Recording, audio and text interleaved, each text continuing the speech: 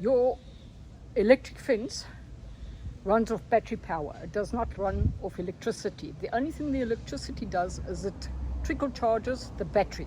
If you've got a power failure, the fence will run for plus minus 7 hours, and we recommend that if you have a power outage, switch off your energizer until the power gets back on. It will save your battery and it will make your battery last longer. The average battery lasts about 2 years. That is if you get yourself a quality branded battery.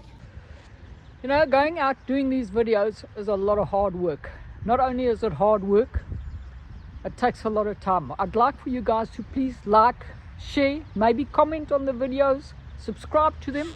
Let people get to know these videos. I actually go into great detail and tell you about your gate motors and your beams and how they work. I also do the electric fencing.